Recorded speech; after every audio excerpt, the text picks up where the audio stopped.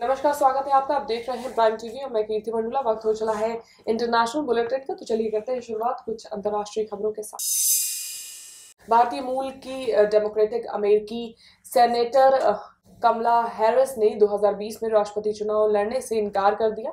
उन्होंने कहा कि मैं दुख के साथ कहना चाहती हूँ कि मैंने राष्ट्रपति चुनाव लड़ने की योजना को रद्द कर दिया। चुनाव लड़ने के लिए काफी पैसे की जरूरत थी।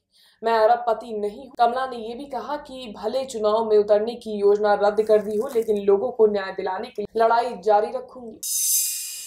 बेल्जियम के एक चिड़ियाघर में एक दुर्लभ दक्षिणी सफेद गेंडे ने जन्म लिया है। ये जानकारी सोमवार को चिड़ियाघर ने खुद जारी की।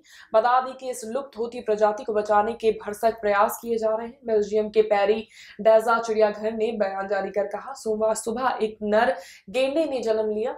मदीबा और उसका बच्चा दोनों स्वस्थ हैं।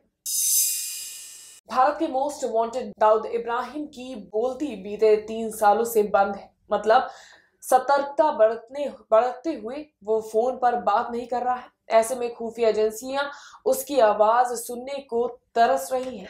आउटलुक में छपी IANS की रिपोर्ट के मुताबिक दिल्ली पुलिस के एक अधिकारी ने बताया, शायद वो फोन का इस्तेमाल करने से बच रहा है, लेकिन इसका मतलब ये नहीं है कि डॉन ने कराची से अपना अड्डा बदल दिया है।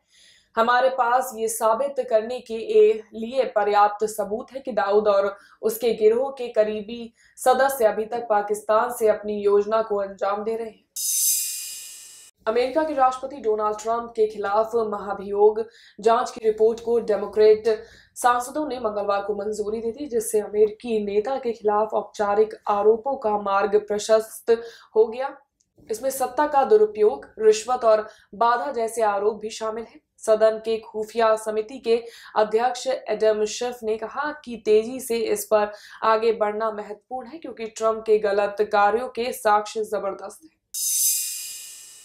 अबू धाबी के क्राउन प्रिंस शेख मोहम्मद बिन जायद अल नहमान एक बच्ची के घर जाने के लिए मजबूर हो गए। दरअसल वो दुबई में मंगलवार को सऊदी अरब के क्राउन प्रिंस मोहम्मद बिन सलमान के साथ एक कार्यक्रम में शामिल हुए।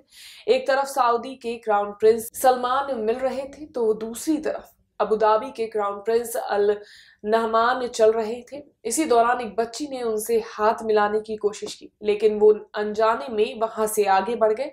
बाद में इस घटना का वीडियो जब वायरल हुआ तो वो उस बच्ची के घर उससे मिलने पहुंचे। पाकिस्तान के विज्ञान और प्रौद्योगिकी मंत्री फवाद चौधरी ने मंगलवार को अंतर्राष्ट्रीय संगठनों से कहा कि वो भारत के अंतरिक्ष अभियान को संज्ञान में लें, जिसे उन्होंने गैर जिम्मेदाराना करार दिया। फवाद चौधरी को बड़बोलेपन के लिए जाना जाता है और माना जाता खास है। फवाद चौधरी ने ट्वीट किया, भारत अंतरिक्ष मलबे का एक बड़ा स्रोत बनता जा रहा है। भारत का गैर जिम्मेदार अंतरिक्ष मिशन पूरे पारिस्थितिक तंत्र के लिए खतरनाक है। अंतर्राष्ट्रीय संगठनों को इस पर गंभीरता के साथ ध्यान देने की जरूरत है।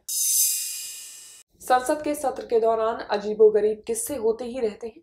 इटली के फाइनेंस मिनिस्टर संसद में भूकंप पर भाषण दे रहे थे, लेकिन बीच में ही उन्होंने ऐसी बात कही जिसे सुनने के बाद वहां मौजूद हर एक शख्स हंस पड़ा। डेली मेल की रिपोर्ट के मुताबिक इटली के इस MP ने पार्लियामेंट में चल रही डिबेट के दौरान अपनी गर्लफ्रेंड को शादी के लिए प्रपोज कर दिया। सिर्फ बोलकर अपने प्यार का इजहार नहीं किया, बल्कि वो संसद में एक अंगूठी लेकर पहुंचे थे, जिसे देखते हुए उन्होंने कहा, एलिसा मुझसे शादी करोगी।